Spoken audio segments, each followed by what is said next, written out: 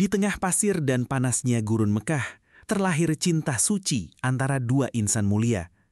Abdullah bin Abdul Muthalib, seorang pemuda Quraisy yang dikenal karena akhlaknya, ketampanannya, dan keturunannya, dipinangkan kepada Aminah binti Wahab, permata dari Bani Zuhroh.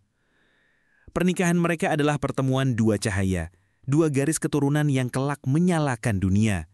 Namun, kebahagiaan itu tak berlangsung lama. Suatu hari, Abdullah diutus untuk pergi.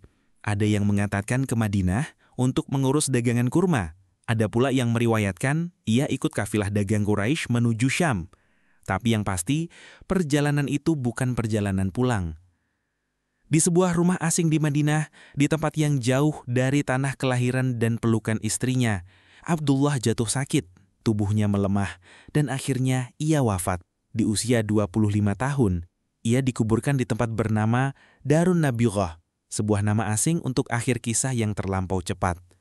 Dan saat kabar kematiannya tiba di Mekah, Aminah hanya bisa diam, tak ada air mata yang cukup untuk menampung luka sebesar itu.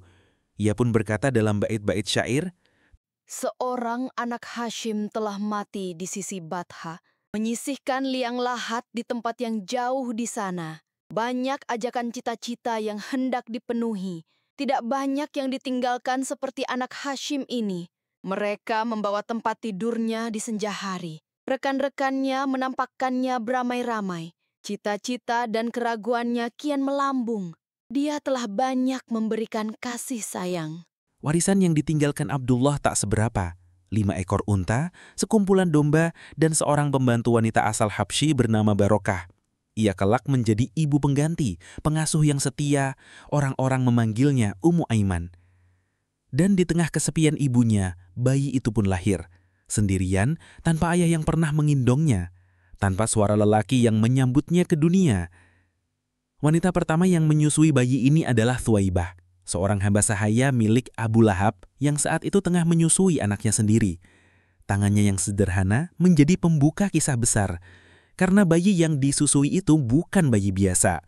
Ia adalah anak dari Abdullah, anak yang tak pernah mengenal ayahnya, namun kelak dikenal seluruh dunia. Dialah Muhammad bin Abdullah SAW, Rasul terakhir, warisan terbesar umat manusia.